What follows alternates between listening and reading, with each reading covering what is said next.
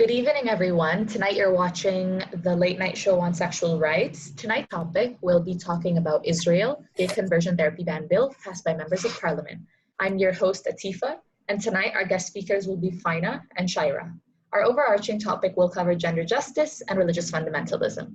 So a little bit of a background to our topic is that in 2011, the debate on gay conversion therapy was actually sparked in Israel, where subsidies for gay conversion therapy treatments were actually provided by the government.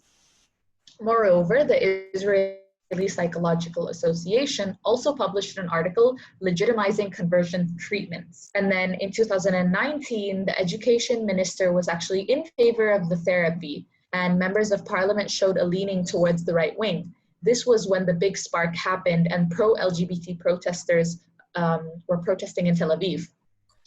And this brings us to where we are today in 2020, where there's a motion that would outlaw gay conversion therapy. So I'd actually like to call on my first speaker, Shaira, to talk about the knowledge claim. Thank you, Atifa. The knowledge claim that we can get from this article is that the parliament passed a bill banning gay conversion therapy. Gay conversion therapy is actually a practice based on religious fundamentalists, and it is a practice that coerces a person to change their sexual orientation and or suppress their gender identity, which impinges on their right to identity and violates human rights because they're not allowed to express who they really are. Therefore, they don't really have a choice but given. The underlying assumption that we can get from this is that gay conversion therapy is a violation of LGBTQI rights, gender justice, and human rights. Okay, thanks for that, Shaira. Now I'd like to bring on our next speaker, Faina. So Faina, who are actually the actors involved in this issue? Thank you, Atifa. The actors involved in this issue are divided into two groups, which is the opposition and support. In the opposition, there is a religious party which includes the United Torah Judaism Party, who opposes this bill, and they have threatened to introduce objectionable bills in retaliation. And then there is Rafael Peretz, former education minister, who has endorsed gay conversion therapy. The parties that support the bill include Nitzan Horowitz, leader of the Meretz Party, who also co-authored the bill, Benny Gantz, who is the leader of Blue and White Party, who supported this legislation, along with Labour Party, who are part of the coalition government which supported the legislation.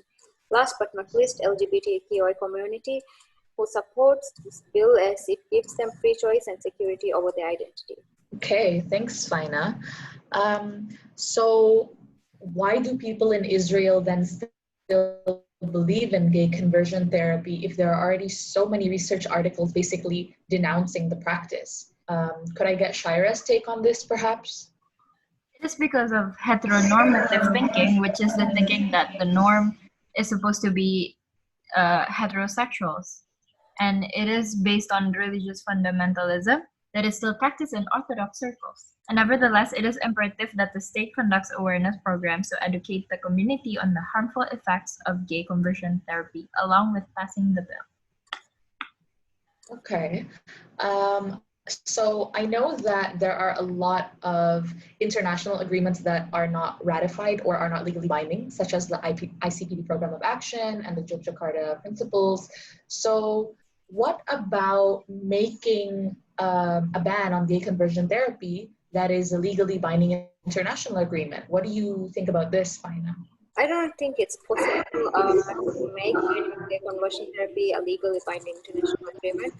Is imposing universal rights, which are different from culture and religions in the countries, may result in issue of moral imperialism, which impinges on cultural relativism and state sovereignty. So international organizations cannot impose a legally binding international agreement in such sensitive issues. Okay, well, that's a bit unfortunate, but then if that's the case, what measures can then be taken to support and aid the banning of gay conversion therapy?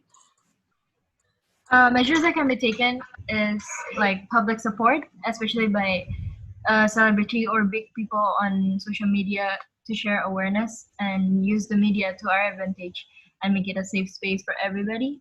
People have undergone the therapy have raised their grievance as well. They urge the MPs to vote in the favor of the bill, and expert opinions should denounce the practice. Some of these experts are Israelite Psychiatric Association and Modern Orthodox rabbis. But more of these expert opinions would be very helpful.